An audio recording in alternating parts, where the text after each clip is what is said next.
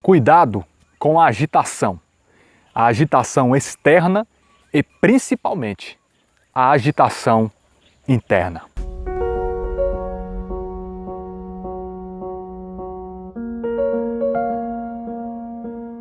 Somos seres humanos dotados da capacidade de se emocionar, sentir, reagir, e em muitos momentos da nossa vida, sejam eles curtos ou longos, nós estaremos envolvidos, imersos em verdadeiros estados de euforia.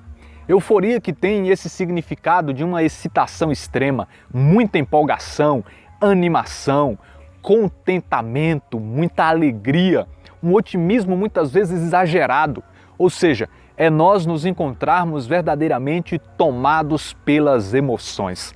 E isso é bênção, mas pode se tornar um grande problema quando ultrapassa limites. Isso tudo pode se tornar prejudicial quando não é vivido nem compreendido da forma correta. O objetivo desse vídeo é nos alertar para que nós sejamos pessoas equilibradas, para que não deixemos a euforia nos comprometer, nos roubar da sobriedade e da lucidez. O que acontece muitas vezes é que o estado de agitação, de euforia, nos impede de enxergar com clareza, nos tira da razão, dificulta a nossa capacidade de pensar, de agir com prudência, com sabedoria, de acordo com a palavra de Deus. E isso nos leva a agir com insensatez, a vacilar muito, a fazer muita burrada na vida, a tomar decisões muito erradas e principalmente pecar contra Deus nesses momentos. Muitos se dizem que é preciso nós deixarmos nos guiar pela voz do coração. Mas será se isso é confiável mesmo? Jeremias capítulo 17, verso 9 diz que enganoso, mau é o coração do homem. Então nós precisamos ter cuidado para não sermos levados pelas emoções, levados pelos sentimentos. As Sagradas Escrituras, por muitas vezes, e até mesmo em muitas ocasiões de forma dura, condena a questão das festanças, comilanças, bebedeira, agitações, exatamente porque tudo isso tem um potencial muito grande de nos tirar do equilíbrio espiritual. Nada disso favorece a reflexão que é tão rica para a nossa vida e principalmente para o nosso espírito.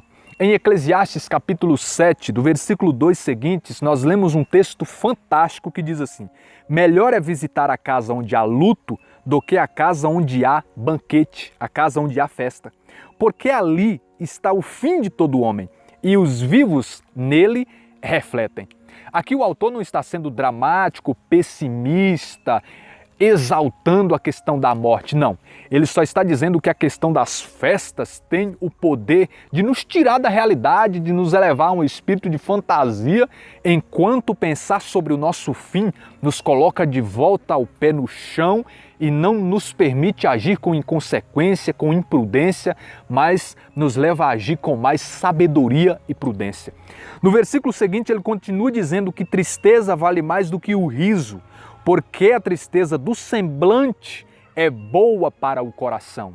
Novamente eu digo, ele não está falando sobre uma tristeza doentia, ele está falando num contexto de reflexão. Versículo 4, o coração do sábio está na casa em luto, o coração do insensato está na casa da alegria, da festa, da farra, da euforia. É melhor ouvir a reprimenda do sábio do que a canção do tolo. Olha que texto fantástico. A paixão, que muitas vezes é este fogo que é confundido com o amor, muitas vezes leva muita gente a dar declarações ousadas. Eu te amo, eu faço isso, eu farei aquilo. E isso depois da paixão não é sustentado porque exatamente foi tomado no momento onde as emoções estavam em alta. Existe uma frase que diz assim, olha, nunca tome decisões quando você estiver muito triste, mas também não prometa quando você estiver muito alegre, muito empolgado. Eu me lembro de Pedro quando disse, olha Jesus, eu vou contigo até a morte e a prisão. Quando chegou o momento dele provar aquilo, ele acabou negando o Cristo Jesus. Então é preciso que a gente sempre haja por reflexão, que a gente fundamente na palavra de Deus e que não tomemos decisões que não caminhemos e não façamos nada levados pela excitação e pela euforia. E esse é um cuidado que precisa ser tomado em todas as áreas da nossa vida, de forma especial, principalmente no âmbito da caminhada cristã. Nós podemos ficar presos somente às experiências emocionais, sentimentais, palpáveis com Deus e não evoluirmos para uma compreensão ampliada e madura. A nossa fé não pode se fundamentar, se mover somente pelos sinais de Deus, pelos prodígios, pelas suas promessas. Nós não podemos ter uma fé que se baseia somente naqueles encontros contagiantes, naqueles retiros onde nós estamos em amor fraterno uns com os outros, experimentando daquela alegria, daquela animação.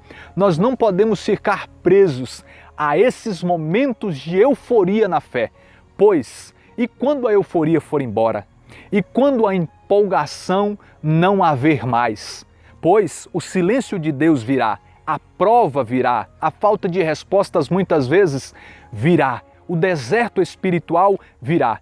E nós precisamos ter essa fé madura que não permanece, que não persevera somente nos momentos onde a animação estiver em alta, a empolgação estiver em alta, o entusiasmo estiver veemente, mas precisamos nos manter em todos os momentos. Nas Sagradas Escrituras, nós vemos claramente um contraste entre uma multidão que costumava acompanhar Jesus dos discípulos que seguiam Jesus de perto. A multidão geralmente era aquela que estava preocupada em ver e experimentar os milagres, os prodígios, os sinais de Cristo Jesus e estar ali por curiosidade o seguindo. Mas os discípulos eram aqueles que estavam perto de Cristo e estavam recebendo do seu ensinamento, queriam aprender de Cristo Jesus.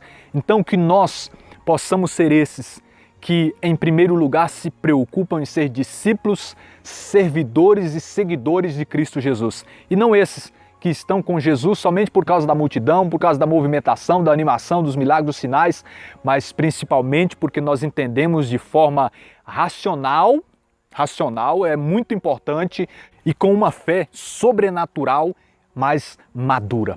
Então, que fique esse alerta para mim e para você.